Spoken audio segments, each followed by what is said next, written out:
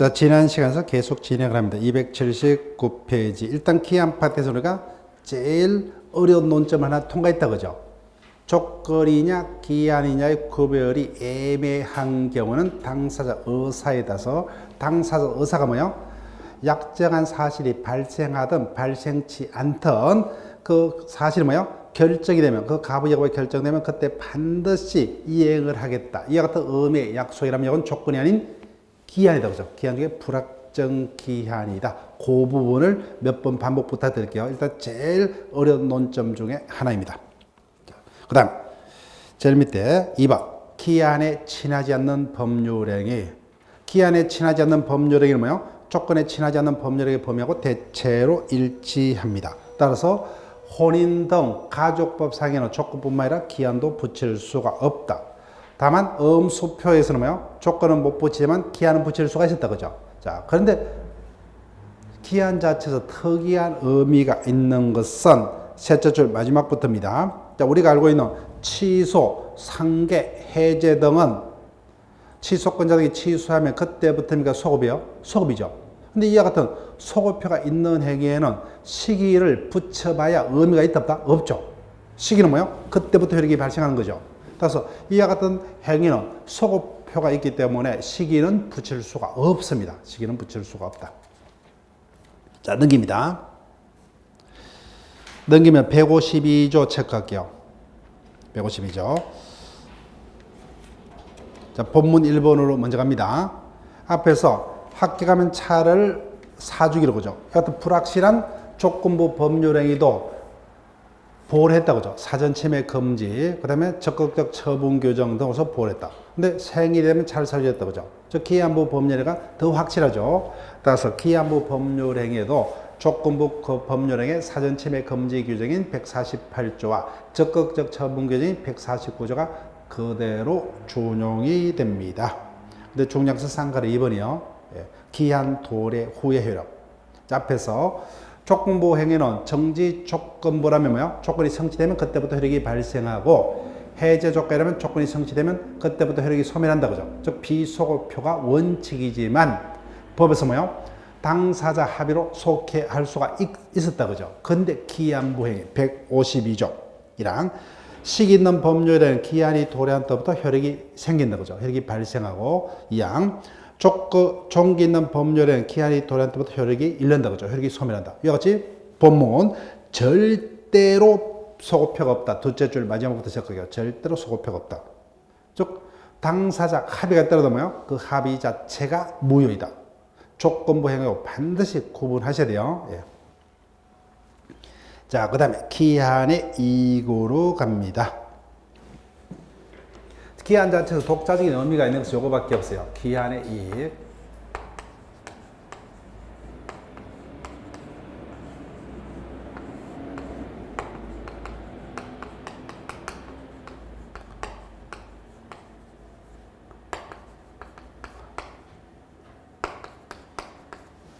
갑을 간에 금전 대여가 있었습니다.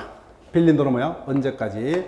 연말까지 사용하고 되돌려 갚기로 약속했다, 그죠? 근데 현재 아직까지 약속한 날짜가 많이 남았다, 그죠? 그래야지 아직까지 기한이 도래치 아니했다는 사정으로서 당사자에게 인정되는 이걸 기한의 이익이라 합니다. 자, 조문 기억하셔야 돼요. 이랑 기한의 이익이 누구에게 있느냐, 그죠? 분명치 않으면 우리 법은 채무자의 이익을 양수로 추정한다고 되면 적을게요. 추정은 항상 뭐예요? 간주로 속이죠, 그죠? 예. 그 다음 양 기한의 이익은 포기할 수 있다. 그러나 상대방의 이익은 해하지 못한다. 따라서 상대방의 손해가 있으면 손해는 배상해야 됩니다. 총설의 동그라미 2번요. 기한의 이익을 누가 가지느냐. 법률의 종류마다 달라집니다. 당사자 합의로 달리 정할 수 있다고 하죠. 이미 규정이다. 밑줄 보시고. 그 다음 기한의 이익은 뭐요? 당사자 간의 행위가 뭐요? 대가가 있는 유상행위다, 그죠? 그러면 그때는 쌍방 모두가 기한이익을 가진다, 그죠? 쌍방 모두가. 그런데 유상의 반대가 무상이죠. 대가 관계가 없는 무상입니다. 그때 무상이라면 쌍방 반대가 일방이죠, 그죠? 일방만이 기한이익을 가져. 일방이라면 채권자만이 가지는 경우도 있고, 그죠? 또는 채무자만이 가지는 경우도 있습니다. 그래서 유상, 무상에 따라서 뭐요? 기한이익을 가진 자가 달라집니다. 근데 분명치 아니한 거는 뭐요? 우리 법은 원칙 채무자에게 기한이익이 있는 것으로 추정을 두고 있습니다. 자, 밑에 박스 부분. 이 부분이 출제가 되죠. 근데 요령을 누차 말씀드렸어요. 당사자 행위가 뭐요? 유상이라면 신경 쓸 필요 없죠. 양자 모두 가지니까. 뭐만 현실적으로 신경 쓰면 돼요? 무상만 신경 쓰면 돼요. 무상만. 자, 첫 번째. 돈을 빌려고 빌릴 때 이자 보죠. 힘 따질 필요 없죠. 채권자, 채무자 모두. 근데 무이자로 돈을 빌리고 빌려줬다 그죠. 그때는 누구만이? 빌려서 사용한 채무자만이 그죠. 그 다음 이자보로 예금했죠. 그럼 따질 필요 없죠. 채권자, 채무자. 근데 임치입니다. 물건을 보관을 맡겼다 그죠. 근데 보니까 유상임치죠. 유상임치라면 누구만이? 맡긴 임치인만이 그죠. 맡긴 임치인만이. 그래서 그 부분이 자주 뜹니다. 근데 무상임치요. 보관료를 받지 않는다 그죠. 그럼 누구만이? 보관료를 받지 않으니까 유상이라면 둘 다 가진데 무상이라면 뭐야? 임치인만이 그죠. 이 부분이 잘 떠요. 무상임치는 임치인만이. 자, 그 다음에 사용대차는 무상이죠. 그럼 누구예요? 빌려서 사용한 사용차주만이. 임대차는 유상이니까 따질 필요 없다 그죠. 그래서 항상 무상을 주의하시면 돼요. 예. 그 다음 기한이 이게 포기 제목만 적을게요. 그래서 내가 채무자입니다. 나는 언제까지만 빌린 돈을 대갚하면 돼요? 약속한 날짜까지 그죠. 근데 굳이 꼭 그 날짜에 대갚할 필요 없죠 그죠. 미리 갚을 수 있죠 그죠. 미리 빌린 돈을 대갚습니다. 이를 기한이익에 포기한다 그죠. 즉 기한이익은 포기할 수 있다. 의해서 기한이익을 가진 자는 상대방에 대한 의사표시로 그 이익을 포기할 수 있다. 다만 상대방의 손해가 있으면 손해는 배상을 해야 됩니다. 그럼 포기를 합니다. 그럼 언제부터 기한이 도래한 것 같은 효과가 생기느냐? 넷째 줄 장래를 향해서만 어디 적을게요. 그래서 우리 기한이익을 이때 포기합니다. 그럼 뭐야? 포기 효과는 그때부터 기한이 도래한 게 된다 그죠? 소급하는 게 아니라 장래를 향해서만. 그 다음에 2번부터 손대지 마시고 기한이익이 일방에게만 있습니다. 즉 을이 뭐요? 이자도 없이 빌려 사용하고 있다 그죠. 그때는 뭐요? 약속한 날짜에 되돌려 갚던 미리 뭐요? 이 날짜에 되돌려 갚던 채권자는 원금만 받죠 그죠. 똑같다 그죠. 따라서 그때는 아무런 제한 없이 기한이익을 자유롭게 포기할 수 있다 그죠. 근데 3번 쌍방 모두에게 기한의 이익이 있습니다.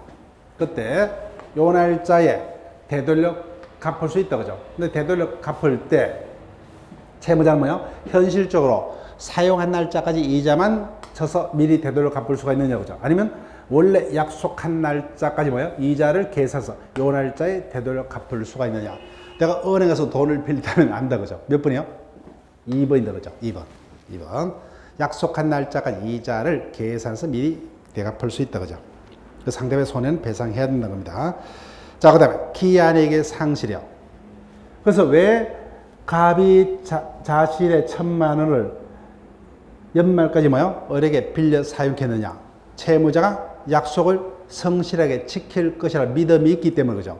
그래서 이 같은 믿음을 깨뜨리는 사유를 기한이익 상실 사유라고 그러고, 그러면 연말까지 사용하고 갚아라. 이 같은 약속이 없던 게 됩니다. 효과. 자, 볼게요. 채무자에게 기한이익을 부여하는 것은 채무자의 변제된 채권자의 믿음에 기초하고 있다. 그래서 이와 같은 믿음에 반하는 사유가 발생하면 채무자는 더 이상 약속한 이익을 주장하지 못한다 그죠. 기한이익 상실 사유는 여러분들 한번 읽어보시고 효과가 중요합니다. 효과 한번 적을게요. 기억. 그래서 이와 같은 기한이익 상실 사유가 발생하면 이제는 뭐예요? 채무자는 연말까지로 빌려서 사용 기일에 약속이 있다는 사실을 뭐예요? 주장할 수 있다 없다? 없다. 채권자가 적시 이행을 청구하면 이행을 거절할 수가 없습니다. 자, 시험 문제는 넘기면은 니은 표시하세요. 이게 시험 문제입니다. 효과. 따라서 기한이익이 상실 사유가 발생했더라도 뭐요? 바로 그 날짜에 자, 첫째 줄 가운데부터 한번 적을게요. 바로 기한이 도래가 의제되는 것은 아니고 여기. 기한이익 상실 사유가 생겼다 해서 뭐요? 바로 그 날짜에 기한이 도래한 것은 아니다 그죠? 아니고 채권자가 이를 뭐요? 이행을 청구를 했을 때 비로소 기한도래 효과가 생긴다는 거예요. 그래서 채권자가 뭐요? 청구했을 때 기한도래 효과가 발생한다. 그 다음에 좀 둘째 줄. 채권자가 청구했을 때. 자, 그럼 결론. 적부터다, 그죠? 즉, 기한이익 상실 사고가 생겼다 해서 바로 기한이 도래하는 게 아니라 채권자가 뭐요? 이를 이유로 이행을 청구할 수도 있고 기다려줄 수도 있죠, 그죠? 그럼 언제부터? 채권자가 이로써 이행을 청구했을 때 그때 기한이 도래한다는 겁니다. 자, 밑에 판례 종료 표시하시고 최근에 계속 우리 시험에 질문됩니다. 그래서 당사자 간에 뭐요? 일정한 사유가 있으면 기한이 상실된다는 기한이익 상실 특약을 할 수가 있습니다. 근데 특약의 종류는 두 가지요. 정지 조건부 기한이익 상실 특약도 있고, 그 다음에 형성권적 기한이익 상실 특약 두 가지 종류가 있답니다. 자, 그러면 정지는 뭐예요? 발생이죠. 그래서 약속한 조건이 성취되면 그때부터 효력이 발생해요. 즉, 자기들끼리 일정한 사유가 생기면 그때 기한이 도래하는 거 약속했죠. 그게 정지다, 그죠? 그러면 그 사유가 발생하면 바로 그때부터 기한이 도래한 효과가 발생을 한다, 그죠? 이를 정지랍니다. 자, 읽어볼게요. 기한이익 상실 특약은 그 내용에서 일정한 사유가 발생하면 채권자의 청구 등을 유함이 없이 뭐요? 당연히 그때부터 기한이익이 상실해서 이행기가 도래하는 뭐요? 정지 조건부 기한이익 상실 특약. 거기다 정조건부 기한이익 상실 특약 밑줄 것이고 뭐요? 정지 동그라미 하시면 되죠. 그래서 당사의 약정이 뭐요? 정지 조건부 기한이익 상실 특약이라면 그 사유가 발생하면 뭐요? 그때 바로 기한이 도래한다, 그죠? 기한이 바로 도래합니다. 그런데 셋째 줄, 일정한 사유가 발생한 후 채권자의 청구 등을 기다려서 채권자의 청구 등이 있어야만 뭐요? 비로소 이행기가 도래하는 형성권적 기한이익 상태예요. 형성권적 기한이익 상실 특약 적었어요. 그러면 우리가 안다, 그죠? 형성권은 권리자가 행사를 해야 되죠. 따라서 밑에다가 채권자의 청구가 있어야 된다, 그죠? 자기들 기한이익 상실 특약이 형성권적이라면 뭐요? 바로 기한이 도래하는 것이 아니라 이를 이루면 채권자가 채무자를 상대로 이행을 청구를 해야만 기한이 도래한다, 그죠? 이것도 두 가지가 있더란 겁니다. 두 가지가. 근데 어느 것인지가 뭐요? 분명하면 그에 따라서 효과를 발생하면 돼요. 근데 기한이익 상실 특약은 있었지만 당사자의 뭐요? 약속이 정지인지 형성권인지가 분명치 아니합니다. 그러면 두 가지 중 어느 것으로 보는 게 맞냐는 거예요. 앞에서 기한이익 상실 사유 발생만으로 바로 기한이 도래하는 게 아니라 뭐요? 채권자가 주장해야 되죠. 이게 원칙이라는 거예요. 원칙. 기한이익 상실에 관한 제도는 채권자를 위해서 둔 규정이기 때문에. 따라서 마지막 줄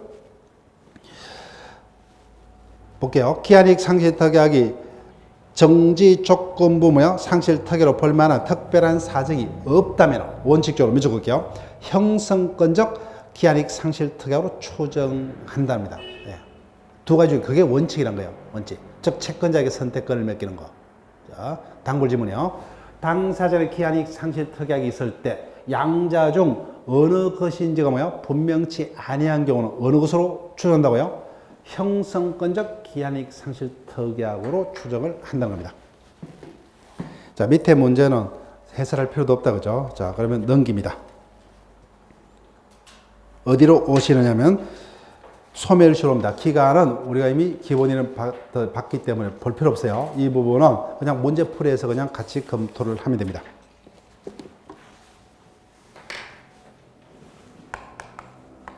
자, 민법 총칙 마지막 제도입니다. 이제는 소멸시효도 출제될 수 있는 부분만 반복하시고 나머지는 절대로 보지 마세요. 자, 소멸시효 파트에서는 두 문제가 뜹니다. 여하튼 소멸시효 파트가 쉽게 출제되면 문제가 없겠지만 어렵게 출제되면 우리 민법 총칙에서 가장 힘든 파트가 될 수도 있습니다. 어려운 이유가 소멸시효에 관한 각종 어떤 지문들이 우리 일반인들의 어떤 법적 상식으로 알 수 없는 논점들, 즉 민사집행법과 연결되는 그와 같은 어떤 효력을 가지기 때문에 한계가 있을 수밖에 없어요. 그래서 어렵게 출제되면 이 부분이 가장 어려울 수 있습니다. 여하튼 두 문제가 출제가 됩니다. 자, 그러면 시효제도 일반은 신경 쓰지 마시고 우리가 배우는 시효제도는 두 가지가 있다 그죠? 취득시효와 소멸시효. 그 중에 민법 총칙은 소멸시효. 물권법에서는 뭐야? 취득시효를 봅니다. 저 3번 시효의 성질요. 손대지 마시고 취득시효가 됐던 뭐요? 소멸시효가 됐던 그 효과가 발생하려면 법이 정하는 일정한 사실, 일정 기간 계속이 돼야 되고 그 다음에 시효가 완성되면 뭐요? 취득시효의 경우는 소유권 취득의 효과가 발생하고 소멸시효가 완성되면 권리 소멸이란 법률 효과가 발생합니다. 이 같은 법률 효과의 발생의 원인 중에 하나다 그죠? 그 법률 요건 중에 하나고 자 넘깁니다. 제3법상의 제도 체크할게요. 그래서 이와 같은 시효제도는 뭐요? 제3법에만 가능하다 그죠? 그러니까 아무리 바쁘다는 핑계로 뭐요? 시골에 계신 부모님을 오랫동안 찾아뵙지 않더라도 그런 이유 때문에 부모와 자식 간의 인연이 없어질 수는 없죠. 그죠? 그래서 이와 같은 시효제도는 제3법에만 문제가 되고 그 다음에 4번 강행규정을 적을게요. 시효제도는 뭐요? 법에서 정책적으로 일정한 사실관계를 둘러싸고 있는 법률관계를 조속하게 확정시킬 목적으로 법에서 마련한 규정이기 때문에 강행규정으로 해석됩니다. 일단 제목만 보세요. 내용은 나중에 뒷부분에서 보게 되기 때문에 여기서는 보실 필요 없고 자 그럼 첫 번째부터는 지문화될 수가 있는 것들로부터 시작합니다. 첫 번째 제척기간과 소멸시효의 비교입니다. 권리자의 권리가 소멸하는 원인은 여러 가지가 있습니다. 예를 들면 뭐요? 내가 어에게 채권이 있다 그죠? 근데 내가 원해서 뭐요? 포기해서 소멸할 수도 있고 뭐요? 정상적으로 우리 약속대로 변제했죠. 그래서 소멸한 경우도 있고 여러 가지가 있어요. 근데 그 중에서 지금 보고자 하는 것은 뭐요? 권리자의 권리가 소멸시효에 걸려서 소멸하는 것을 보고자 합니다. 근데 그와 같이 뭐요? 소멸시효와 가장 구별이 힘든 경우가 권리자의 권리가 소멸했는데 그죠? 왜 소멸했느냐? 제척 기간에 걸려서 권리자의 권리가 소멸하는 경우도 있다는 겁니다. 그래서 이 두 가지 경우가 가장 구별이 힘들기 때문에 그 양자를 구분하고자 합니다. 그럼 제척 기간이 뭐냐? 의로 갑니다. 앞에서 우리가 146조죠. 취소권의 행사 기간을 배웠죠. 자, 일단 눈을 감고 떠올려볼게요. 취소권은 언제까지만 추인할 수 있는 날부터 3년 내, 법률가 있는 날부터 10년 내에만 행사해야 된다고 그죠. 이와 같이 취소권이라는 기간은, 취소권이라는 권리는 그 기간까지만 존속이 뭐예요? 법에서 예정되어 있다고 그죠. 이를 제척 기간이라 한다는 거예요. 법에서 예정하고 있는 해당 권리의 존속 기간을 제척 기간. 따라서 뭐예요? 효과. 당연히 그 기간이 지나면 뭐야? 취소권은 바로 소멸한다 그죠? 그래서 그 기간이 도가면 해당 권리는 자동적으로 소멸합니다. 자, 2번 법적 성질 미주곡기요. 가로 부분까지 권리의 보전 방법 이렇게 되어 있죠. 그럼 제척 기간에 걸리는 권리자가 어떻게 뭐요? 자신의 권리를 행사를 해야만 보전이 될 수가 있느냐는 겁니다. 자, 학설은 답이 아니기 때문에 일단 학설을 밑줄 긋지 마시고 학설은 뭐요? 제척 기간에 걸리는 권리자가 뭐요? 그 기간 내 소송을 통해서 뭐요? 권리를 행사를 해야만 보존될 수가 있다고 해석합니다. 그러면 그 행사 기간은 뭐요? 그 기간 내 소송을 제기할 수 있는 출소 기간의 성질을 가집니다. 근데 판례요. 판례는 원칙적으로 여기 밑줄 긋게요. 원칙으로. 니은의 첫 줄 원칙으로. 판례는 뭐요? 그 기간 내 자신의 권리를 재판으로 행사를 하든 뭐요? 재판 밖에서 행사하든 행사만 하면은 권리자 권리가 보존될 수 있다. 즉 출소 기간으로 보지 않습니다. 그래서 둘째 줄 마지막에 원칙적으로 출소 기간으로 보지 않는다고 다음에 적으시면 돼요. 출소 기간으로 보지 않는다. 다만 예외적으로 적으시고 일정한 권리 뭐요? 반드시 그 기간 내 재판으로만 권리 행사를 해야 되는 출소 기간으로 보는 경우도 있다. 거기다 밑줄 것이고.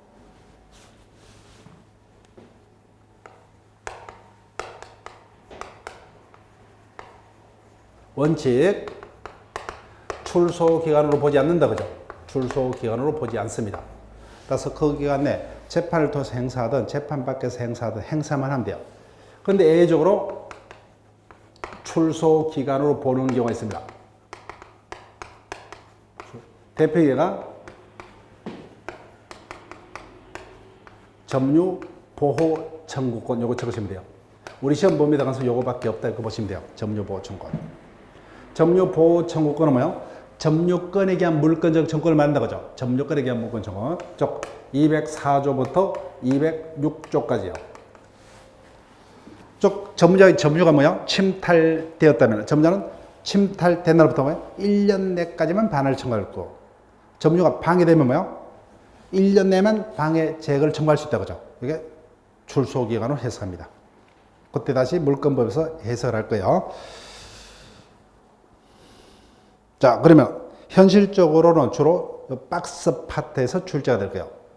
그럼 제척기간과 소멸시효를 왜 구분을 하느냐? 취지는 대동소이하기 때문에 신경 쓸 필요 없어요. 조속한 법률관계 안정 비슷합니다. 근데 인정범위, 소멸시효는 재산권 일반 모두가 소멸시효에 걸리는 게 원칙이에요. 그런데 제척기간은 뭐예요? 미주국이요. 재산권 중 뭐예요? 형성권이 주로 제척기간이 걸립니다. 자, 그다음에 기간의 연장 여부. 우리가 나중에 보겠지만 소멸시효는 강행법규를 했죠. 따라서 법이 정하는 요건보다 더 어렵게는 안 됩니다. 따라서 그 기간을 배제, 연장, 가중은 안 됩니다. 그렇지만 더 쉽게 하는 것은 채무자에게 유리하기 때문에 단축 경감은 가능하다. 제일 자주 뜹니다. 이 부분이. 그 다음 제척기간은 뭐예요? 이미 법조문에서 취소권은 추인할 수 있는 날부터 3년, 법률에가 있는 날부터 10년 내까지만 행사를 할 수 있다. 법에서 그 기간을 정하고 있죠. 이것을 자기들의 합의로 달리 못한다 그죠? 따라서 이미 법에서 정하고 있는 경우는 배제, 연장, 가중은 물론 뭐예요? 단축 경감 어느 것도 허용이 되지 않습니다. 법에서 그 기간을 정하고 있는 경우는. 그 다음에 권리 소멸 시기 적을게요. 소멸시효가 됐던 뭐예요? 취득시효가 됐던 완성되면 그 효과는 소급합니다. 기산으로 소급해요. 소급효가 있다. 그래서 제척기간은 뭐예요? 말 그대로 그 기간이 지나면 해당 권리는 장래를 향해서 소멸합니다. 장래를 향해서. 그 다음에 중단정지 포기 미줄 것이고 소멸시효는 세 가지 모두가 인정이 됩니다. 근데 제척기간은 어느 것도 인정이 되지 않습니다. 마지막에 재판상 참작력 제일 많이 뜨고 제일 쉽습니다. 소멸시효는 완성이 되었더라도 뭐요? 이익을 받을 자가 주장을 해야만 돼요. 주장치 않으면 법원은 고려치 않습니다. 이 제척기간은 뭐요? 공익상 제도이기 때문에 당사 주장 불문하고 법원이 직권으로 조사 판단해야 합니다. 자, 그럼 옆 페이지로입니다. 일단 저만 적을게요. 그래서 동그라미 1번은 신경 쓸 필요가 없다는 거예요. 우리 시험관은. 그럼 어떤 권리가 소멸시효에 걸리고 어떤 권리가 제척기간에 걸리느냐. 이것을 어떻게 양자를 구분할 것이냐는 겁니다. 학자들이 구분하겠죠. 법에서 구분하겠죠. 그래서 일반적으로 뭐예요? 조문으로 구분합니다. 조문에 시효라는 단어가 있으면 뭐예요? 해당 권리는 소멸시효에 걸려서 소멸하고 그 같은 단어가 없는 권리는 제척기간에 걸려서 소멸한다고 이렇게 해석을 합니다. 이건 지문 아니에요. 근데 동그라미 2번이에요. 그런데 우리하고 필요한 것은 2번이요. 그런데 이 같은 첫 번째 일반적인 구별의 기준이 모든 권리를 완벽하게 설명을 못합니다. 그래서 우리 시험 범위에는 없지만 가족법의 일정한 권리는 뭐예요? 조문상으로는 시효라고 한 표현이 있지만 이건 해석상 명백히 제척기간에 걸리는 걸로 해석이 될 수밖에 없는 권리들도 뭐예요? 많이 존재합니다. 그래서 이것을 뭐예요? 조문으로 구분 못하니까 권리의 성질. 자, 거기다가 체크할게요. 청구권 미주국이요. 제일 마지막 줄 청구권. 2번에 제일 마지막에 청구권 있죠. 청구권. 그래서 권리자의 권리가 뭐예요? 청구권이라면 원칙적으로 뭐예요? 권리자의 권리는 소멸시효에 걸립니다. 그러니까 어떠한 청구권은 제척기간에 걸린다는 거죠. 그죠? 어떤 권리는? 원칙적으로 청구를 해요. 그러면 앞에서 봤어요. 요거요. 점유권에 대한 물권적 청구는 뭐예요? 어디에 걸린다고요? 제척기간에 걸린다는 거예요. 제척기간에. 그래서 원칙적으로 청구에 걸립니다. 이렇게 기억하시고, 그 다음 형성권 밑줄 볼게요. 권리자의 권리가 뭐예요? 형성권이라면 이거는 권리자만 있지 의무자가 없죠. 그죠? 즉 다음 중 권리만 있고 의무는 없는 경우가 뭡니까? 형성권이죠. 권리의 일방적 의사 표시를 그죠? 또 협력할 의무자가 따로 없기 때문에 처음부터 소멸시효란 거 있을 수 없어요. 따라서 형성권은 뭐예요? 언제나 제척기간. 그래서 이게 우리 시험에서 중요하다. 그죠? 그래서 해당 권리자의 권리가 형성권이라면 무조건 뭐예요? 제척기간에 걸립니다. 청구권이라면 뭐예요? 원칙적으로 소멸시효에 걸린다고요. 예. 자, 1번 판례 체크하시고, 제척기간은 그 기간은 뭐야? 배제, 연장, 가중도 못하고 단축 경감도 안 되고, 그죠? 중단, 정지, 포기 아무것도 안 된다, 그죠? 그 취소권은 뭐야? 무조건 추인할 수 있는 날부터 3년이 지나거나 뭐야? 법령이 옛날부터 10년이 지나면 더 이상 취소는 인정 안 됩니다. 따라서 이걸 볼게요. 제척기간은 불변기간이 아니므로 그 기간을 지난 후에 뭐야? 자신의 책임 없는 사유로 뭐야? 그에 내 취소 못했다 해서 변명에 불과하지. 절대로 뭐야? 새로 더 추보완될 수 없다, 그죠? 추보완될 수 없다. 자, 그 다음에 2번요. 예. 어디를 보시냐면은, 우리가 채권법을 일단 한번 봤다, 그죠? 매도인의 담보 책임 있죠? 담보 책임의 내용은 해제도 있고 손해배상도 있다, 그죠? 근데 담보 책임은 권리하자는 1년 내까지, 그죠? 물건하자는 6개월 내만, 그죠? 예, 제척기간으로 되어 있습니다. 그때 이 같은 제척기간과 소멸시효는 별개입니다. 따라서 담보 책임에 관한 둘째 줄, 토급인의 손해배상 청구권 밑줄 볼게요. 손해배상 청구권. 손해배상 청구권은 담보 책임 파트에서는 뭐야? 이거는 제척기간으로 되어 있다, 그죠? 근데 셋째 줄 가운데 제척기간 규정으로 인하여 여기서 밑줄 그시고 소멸시효 규정이 저기 배제된다 볼 수 없다 여기까지. 즉 양자는 별개라는 겁니다. 제도 취지가 제척기간에 걸리는 권리일지라도 뭐요? 별도로 소멸시효는 뭐요? 별개라는 겁니다. 양자 별개. 제척기간과 별도로 뭐요? 그 권리가 소멸시효에 걸릴 수 있는 대상이라면 소멸시효도 따로 진행을 한다는 겁니다. 따로 진행한다. 자, 그렇게 그 키 포인트 보세요. 안에 내용들은 읽으려 하지 마시고, 즉 제척기간과 뭐야? 소멸시효는 별개죠. 양자는 별개이기 때문에 양자가 동시에 문제될 수 있는 권리도 있다, 그죠? 그래서 일정한 권리는 제척기간에도 걸리고 뭐요? 소멸시효도 걸릴 수 있는 권리가 있어요. 근데 하나의 권리의 요건의 성분은 뭐야? 나머지 권리하고 상관없다, 그죠? 그래서 제척기간의 도가 여부는 손해배상 청구권의 소멸시효 진행하고 또 별개란 겁니다. 양자는 별개다.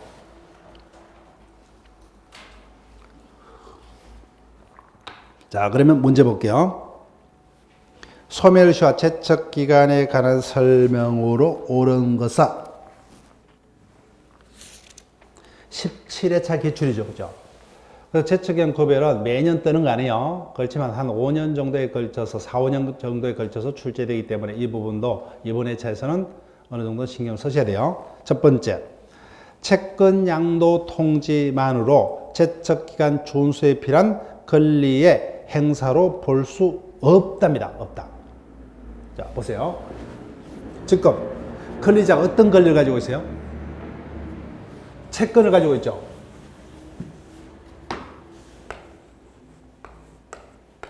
이자가 채권이란 권리를 가지고 있어요.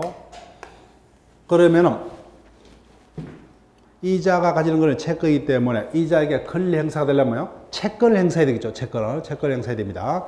그런데 이자가 어디에 가지는 뭐요? 채권을 벽에 양도하고 그 양도 사실 이자에게 단순히 알리는 거예요. 그럼 이자에게 채권을 행사한 겁니까? 양도 사실을 그냥 단순히 알리는 게 불과해요?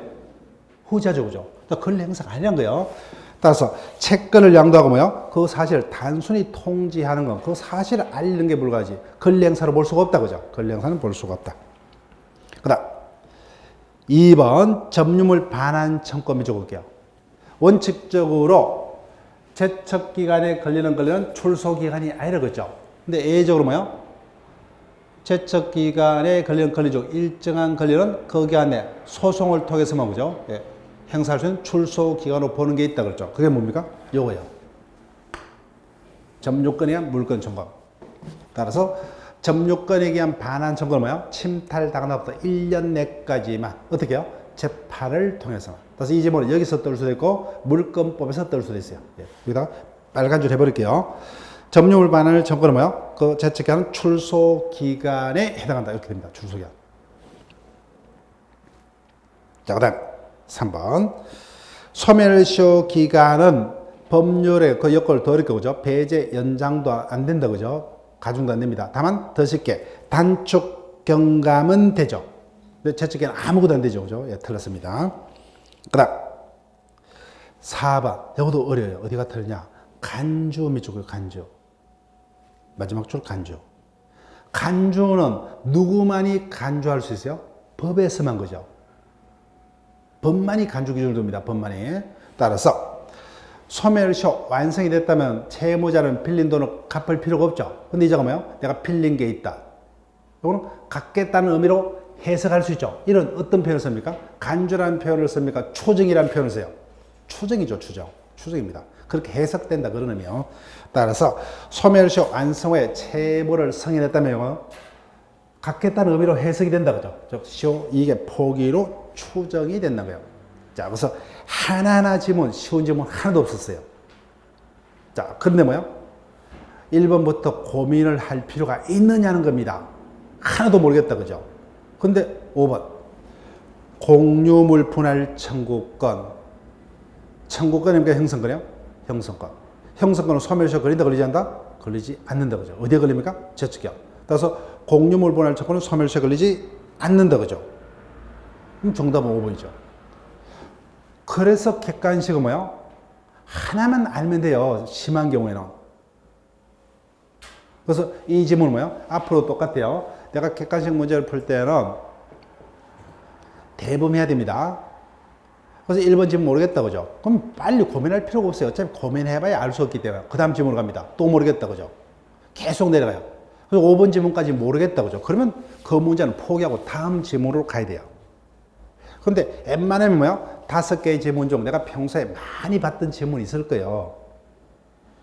대부분 한 3개 정도가 아무리 어렵게 출제되더라도 3개 정도는 평소에 내가 익히 연습했던 것들이 지문화 될 거예요. 한 2개 정도 모르겠다 그죠? 그럼 2개 때문에 고민할 필요가 없다는 거예요. 네. 이런 식으로 객관식을 공부를 하셔야 돼요. 자, 그러면 소멸시효 요건. 자, 지금부터 이제 본격적으로요. 권리자의 권리가 소멸시효 완성으로 뭐요? 소멸되기 위해서는 3가지 요건이 충족이 되어야 합니다. 자, 총설 파트는 밑줄 끊지 마시고 첫 번째 뭐요? 권리자의 권리가 소멸시효에 걸릴 수 있는 권리라야 되고 두 번째 뭐요? 권리자가 자신의 권리를 행사할 수 있음에도 불구하고 불행사를 해야 되고 그 다음에 그 불행사가 법제 일정 기간 동안 계속이 되어야 합니다. 2번 소멸시효 대상 밑줄 볼게요.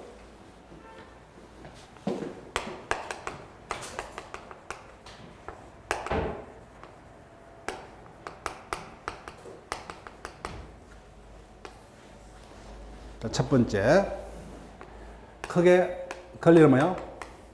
재산권과 나머지 그죠? 재산권 양식을 통틀어서 비재산권으로 나눌 수가 있다. 앞에서 도입 부분에 설명을 했어요.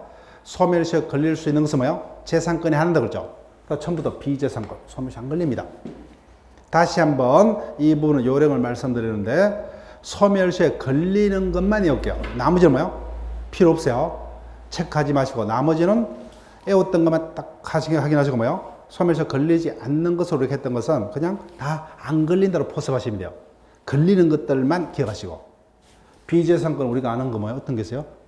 신분권 그죠? 그 다음에 사원권, 인격권 이런 것들은 처음부터 소멸시효하고 상관없어요. 자, 그러면 재산권으로 갑니다. 민법상 재산권은 2가지죠. 채권과 뭐예요? 물권이요. 당연히 채권은 소멸시효 걸립니다. 채권. 자, 그러면 채권 하나 외웠다 그죠? 채권 소멸시효 걸려요. 그 다음에 물권은 점유권, 그 다음에요, 소유권, 지상권, 지역권, 전세권, 용익물권, 그 다음 유치권, 지역권, 저당권, 담보물권이죠. 그 중에서 걸리는 것은 뭐예요? 용익물권밖에 없습니다. 용익물권. 용익물권도 그죠? 우리는 둘이 몽실하게 용익물권이 소멸시효 걸린다 이렇게 보시면 돼요. 근데 엄밀하게는 뭐예요? 용익물권 중 소멸시효 걸릴 수 있는 것은 지역권하고 뭐예요? 지상권밖에 없어요. 왜? 전세권은 뭐예요? 최장기가 10년이기 때문에 소멸시효에 어떤 분쟁이 생길 여지도 없습니다. 용익물권 뭐예요? 20년에 소멸시효 걸려요. 근데 이미 뭐예요? 전세는 10년 지나면 존속할 수가 없어요. 그러니까 사건화가 된 게 있어요, 없어요? 없어요. 판례가 있을 수 없어요. 그러니까 그냥 우리는 전세권은 뜰 수 없기 때문에 그냥 용익물권은 소멸시효에 걸린다 이렇게 보시면 돼요. 괜히 다른 교과서대로 뭐예요? 용익물권 지역권하고 지상권만 걸리고 전세권은 걸리지 않는다 이렇게 머리 아플 필요가 없다는 거예요. 왜? 전세권은 판례가 있을 수가 없어요. 있을 수가 없습니다. 자, 그럼 일단 채권 밑줄 볼게요. 채권은 소멸시효에 걸립니다. 자, 지금부터요. 2번에 동그라미 2번 소유권 이전 등기 청구권 거기다 밑줄 볼게요. 제일 자주 뜹니다. 물어볼게요. 채권이 왜 소멸시효에 걸려요? 권리자가 권리를 행사치 않기 때문에 그죠. 채권일자도 권리자가 권리를 행사를 하고 있는 경우는 소멸시효에 걸린다 그런다? 안 걸린다는 겁니다. 따라서 제일 자주 뜨게 등기 청구네요. 근데 등기 청구는 우리가 물권법에서 다시 보겠지만 채권적 등기 청구도 있고 물권적 등기 청구도 있다 그죠. 이때 소멸시효에 걸리느냐 여부는 채권적 등기 청구를 보는 겁니다. 근데 채권적 등기 청구는 크게 두 가지가 있어요. 제일 자주 뜬 경우요.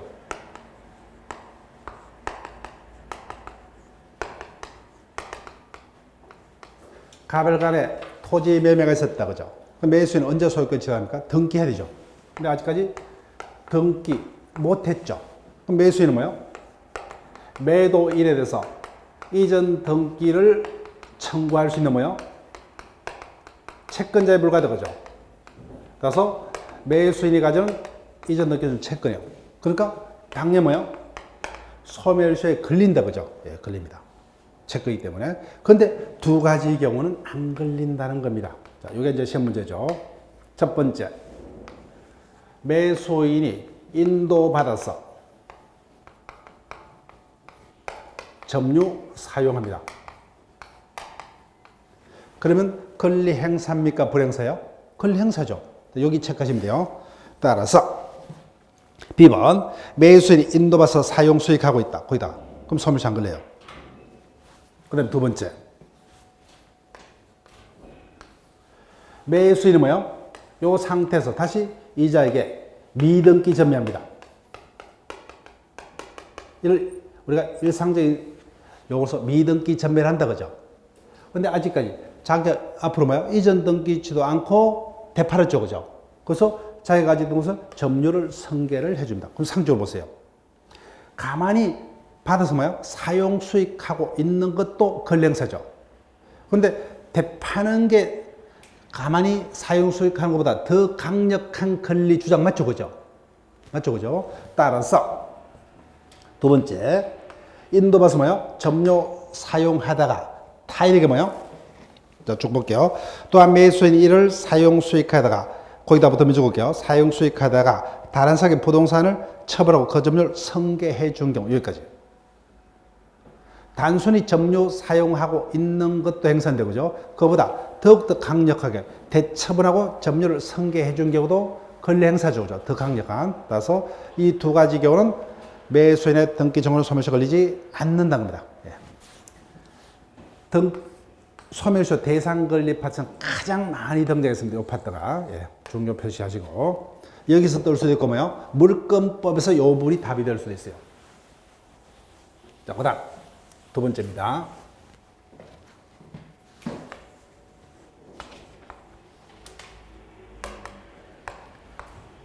갑소유 토지를 뭐요? 을이 소유의 의사로 20년 동안 뭐요? 평공에 점유 사유했다. 그럼 점유 취득 시효가 완성됐죠?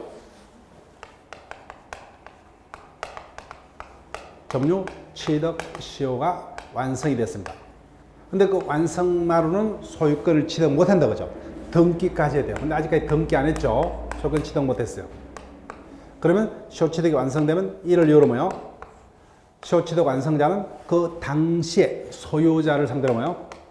등기를 넘겨다는 등기 청권이 생겼다 그죠? 채권이죠. 예. 그렇기 때문에 소멸시효에 걸린다 그죠? 근데 문제는 이자가 그 토지를 점유 사용하고 있는 동안에는 소멸시효가 진행이 된다 안 된다? 안 되죠. 언제부터 이자는 그러면 권리 불행사예요? 점유를 상실한 때 그죠? 그래서 점유를 상실한 때로부터 뭐요? 10년의 소멸시효가 진행된다는 겁니다. 따라서 둘째 줄 마지막부터요. 점유자가 점유를 상실한 때로부터 붙여볼게요. 그때부터 소멸시효가 진행되죠. 반대로 점유하고 있는 동안에는 소멸시효가 진행이 된다 안 된다? 안 된다 그죠? 계속 권리를 행사하고 있기 때문에. 자, 그 다음에 용익물권 밑줄 그을게요. 소멸시효 걸린다 그죠? 그 다음 3번 밑줄 긋지 마세요. 상사채권, 채권이기 때문에 소멸시효 걸려요. 다만 소멸시효가 5년입니다. 5년. 상사채권은. 그 다음 옆 페이지 공법상에 걸려요. 조세채권이요. 소멸시효 걸립니다. 5년이에요. 손대지 마시고. 그 다음 쌍가로 3번 계속 손댈 필요 없어요. 나머지는 소멸시효 안 걸리죠. 소유권 안 걸리고 그 다음 점유권 안 걸리고 여기서 물권적 청구권 밑줄 그을게요. 동안에 3번 물권 청구 거기다 밑줄 그을게요. 자, 소유권 등에 걸리면 뭐요? 물권이 한다 그죠? 물권은 배타적 지배권이기 때문에 침해가 있으면 물권자가 침해자를 상대로 침해 배제를 청구할 수 있는 물권적 청구가 생기죠. 근데 그 물권의 종류가 소유권이라면 소유권은 소멸시효에 걸리지 않기 때문에 소유권으로부터 생기는 물권적 청구도 뭐요? 소유권과 운명을 같이 하기 때문에 소멸시효 걸리지 않는다 그죠? 예, 그 부분을 기억해 달라는 거예요. 기타 물권 청구는 안 묻습니다. 예, 신경 쓰지 마시고. 예. 그러면 밑에 판례요.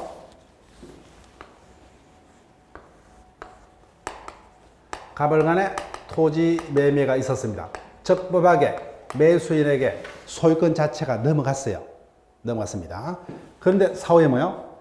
가벌간의 계약이 해제, 그 다음에 하나 더 적을게요. 취소가 되어버렸어요. 해제 또는 취소. 그 매매 계약은 그때부터 무효입니까? 처음부터 소급해서 뭐예요? 처음부터 소급해서 뭐해야 되죠? 자, 물권법적 지식을 기억할게요. 그러면 갑에게 소유권이 복귀되려면 매수인 앞으로 넘어간 등기까지 말소를 해야 됩니까? 아니면 해제 취소가 있으면 자동적으로 소유권이 갑에게 복귀된다 했어요? 자동적으로 소유권이 복귀가 됐습니다. 즉 등기는 뭐예요? 여전히 앞으로 남아있지만 이자가 뭐예요? 소유권자가 되었습니다. 근데 갑이 소유권자인데 엉뚱한 뭐예요? 을이 등기하고 있죠. 갑의 소유권을 방해하고 있죠. 그래서 이자가 등기 말소 등을 청구합니다. 소유권이겠어, 그죠? 소유권에 의한 물권적 청구이기 때문에 이 같은 갑의 권리는 소멸시효에 걸린다, 걸리지 않는다? 걸리지 않는답니다. 자, 매매 계약이 합의 해제, 합의 해제가 됐던 법정 해제가 됐던 해제 동원하시고, 그 다음에 취소 적을게요. 취소 동일합니다. 그래서 해제 취소되면 뭐요? 매수인에게 이전됐던 소유권은 뭐요? 그때부터 말소 등기 별 없이 당연히 매도에게 자동적으로 복귀가 되어버렸어요. 그러면 등기는 여전히 매수인 앞으로 남았죠. 그래서 둘째 줄. 이 같은 해제에 따른 매도인의 원상회복 청구권, 매도인 원상회복 청구권 밑줄 그으시고, 또는 뭐요? 하나 더 적으시면 되죠. 똑같아요. 어떤 청구권이 됐든지 상관없어요. 말소 등기 청구권. 똑같은 거다, 그죠? 말소 등기. 말소 등기 청구권. 이런 것들은 소유권에 대한 물권적 청구권이므로 소멸시효 걸리지 않는다 이렇게 보시면 되죠. 소유권에 대한 물권적 청구권이다 그렇게 보시면 돼요. 자, 그러면 이제 끝났어요. 나머지 저당권 등 담보물권은 피담보 채권에 부정하죠. 그래서 피담보 채권이 남아있는데 저당권 등만이 소멸할 수 없다 그죠. 소멸시효 걸리지 않는다 이렇게 보시고, 그 다음 5번 상민권 공유물 분할 청구 등 뭐요? 그 기초되는 법률 관계와 독립에서 소멸시효 걸리지 않는다 그죠? 예, 소멸시효 걸리지 않는다 이렇게만 기억하시고, 비재산권은 볼 필요 없고 형성권 밑줄 그을게요. 형성권. 마지막에 형성권. 형성권은 언제나 제측기한이 걸립니다. 언제나 제측기한. 다 소멸시효 안 걸려요. 근데 문제는 취소권은 그 행사기간에 법에서 추인할 수 있는 날부터 3년, 법률행위가 있는 날부터 10년, 이렇게 행사기간에 딱 법에서 뭐야? 입법자가 정해두고 있습니다. 그런데 셋째 줄 미적을게요. 존속기간에 정함이 없는 경우, 거기다 미적을게요. 우리가 알고 있는 대부분의 행성권, 즉 해제권, 해지권, 철회권, 상계권, 추인권 등 언제까지 행사할 수 있다. 법에 조문이 없죠, 그죠? 이 경우는 어떻게 해석할 것이냐?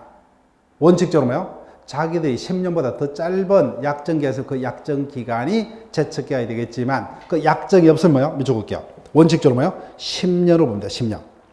마지막 줄 10년의 제척기간에 걸림을 해석합니다. 그다음 미연. 앞에서 우리가 취소 파트에서 봤어요. 그 취소권자가 취소하면 당행에는 소급해서 묻어야 돼요. 그래서 이행전에 이행할 필요 없는데 이미 이행했다면 뭐요? 취소의 결과로 부당이득 반환 청구 생기죠. 부당이득 반환 청구 밑줄 볼게요. 부당이득 반환 청구권 밑줄 것이고 청구권 동그랍니다. 그럼 앞에서 청구권은 제척기간에 걸렸습니까? 소멸시효 걸렸어요? 소멸시효 걸렸죠, 그죠? 원칙 소멸시효 걸립니다. 학설 보지 마시고 학설 보면 해롭습니다. 학설은 상대 개념이에요. 그래서 우리는 판례만 답이기 때문에 그래서 청구는 소멸시효 걸리기 때문에 소멸시효는 언제부터요? 권리자가 권리를 행사할 수 있는 때로부터. 그럼 언제부터요? 취소권자는 취소권을 행사할 때로부터도 그죠? 따라서 마지막 줄 형성권을 행사한 때로부터 먼저 볼게요. 형성권 행사한 때로부터 그에 의한 부당이득 반환 청구는 그때부터 소멸시효가 진행이 된답니다. 그다음 넘기면은 항변권 소멸시효 걸리지 않는다 그죠? 소멸시효 걸리지 않습니다. 자 그러면은 다시요. 이 대상 권리는 나머지 전혀 볼 필요 없어요. 뭐만 확인하면 돼요? 채권, 소멸시효 걸린다 그죠? 다음은 채권일지라도 두 가지 중요한 거 매수인의 이전 등기 청구 그죠? 그 다음에 점유 취득 시 완성자의 등기 청구 채권 맞죠? 그렇지만 권리를 행사를 하고 있는 동안에는 소멸시효가 진행되지 않죠? 첫 번째, 매수인의 등기 청구는 매수인이 인도받아서 점유 사용하고 있는 동안 또는 뭐요? 인도받아서 점유 사용하다가 타인에게 뭐요? 처분하고 점유를 성계해 준 경우 그대로는 소멸시효 걸리지 않는다. 그 다음에 시효취득 완성자가 가지는 등기 청구는 뭐요? 점유 사용하고 있는 동안에는 소멸시효가 걸리지 않다가 언제부터요? 점유를 상실한 때로부터 소멸시효 10년. 그 다음 물건 중에 뭐야? 소유권은 소멸시효 걸리지 않는다 그죠? 그렇기 때문에 소유권으로부터 발생하는 물건 정도 소멸시효 걸리지 않는다. 그 대표적인 게 매매계약이 사후에 취소 해제가 되면 뭐야? 자동적으로 소유권이 매도에게 자동적으로 그때부터 복귀가 된다 그죠? 그러면 매도인이 매수인을 상대로 원상회복 내지 뭐야? 말소 등기를 청구하는 것은 소유권에 대한 물건적 청구권에 해당하므로 소멸시효 걸리지 않는다. 요것만 반복하시면 돼요. 나머지는 뭐예요? 다 소멸시효 걸리지 않는다 그죠? 다만 형성권에서 뭐요? 존속기간에 정함이 없는 형성권은 원칙 몇 년요? 10년. 10년에 소멸시효 걸린다 그죠? 그 정도로만 기억하시면 돼요. 그 정도로만. 나머지는 다 소멸시효 걸리지 않는다는 거예요. 자, 그럼 문제 볼게요. 소멸시효에 걸리는 걸려. 가장 우리 시험에서 쉬운 형태입니다. 그죠? 지문도 짧고 그죠? 그럼 채권과 용익물권 찾으면 돼요. 소멸시효 걸리는 걸요. 자, 보니까 바로 보이는 게 없죠, 그죠? 근데 1번, 2번, 3번은 보니까 이거는 물건이죠, 그죠? 안 걸려요. 근데 4번을 보니까 청구권은 청구인데 앞에 뭐 붙었죠? 소유권에 기한 방해 제거 청구돼 있다, 그죠? 이거는 뭐죠? 소유권에 기한 물건 청구이죠. 그럼 소멸시효 안 걸리죠. 그럼 답이 될 수 있는 것은 5번밖에 없다, 그죠? 5번, 물상보증인이 대신 채무자의 채무를 대신 변제했죠. 그럼 채무자에게 구상할 수 있죠. 그럼 정확히 뭐야? 구상금 채권이죠, 그죠? 구상금 채권. 그럼 채권이니까 소멸시효에 걸립니다. 자, 그러면 여기까지 접어둘게요. 그 다음에 매일 문제를 다음 시간에 반드시 해당 파트를 뭐야? 챙겨오시고. 자, 그럼 일단 오늘이 7주차입니다. 7주차, 그죠? 근데 계획 진도표대로 하면 뭐야? 물권법 총론까지 진행이 되어야만 하는데, 그러니까 소멸시효 파트도 뭐야? 1시간 반 정도 분량이 남으세요, 그죠? 예. 물권법 총론은 진행도 못했고, 그죠? 물권법 총론이 2~3시간의 분량. 총 한 3시간 정도가 지금 진도표보다 밀리고 있어요. 근데 진도표가 쭉 보니까 마지막 진도표를 보니까 부당이득 불법행위죠. 1시간도 안 되는 분량이다, 그죠? 그렇게 여유롭게 미리 이렇게 진도표를 예상을 해뒀기 때문에 아직까지는 뭐요? 보강은 필요 없이 12회차로 마칠 수 있도록 되어 있습니다. 근데 만약에 조금 더 딜레이가 된다면 뭐요? 보강은 따로 없이 그 당일날에 뭐요? 약간 시간을 더 추가해서 마지막에서 그죠? 그렇게 끝내는 걸로 크게 지금 진도에 상관이 없기 때문에 불안들 안 하셔도 돼요. 정상적으로 진행되고 있습니다. 자, 오늘 수업 마칠게요. 네, 수고하셨습니다.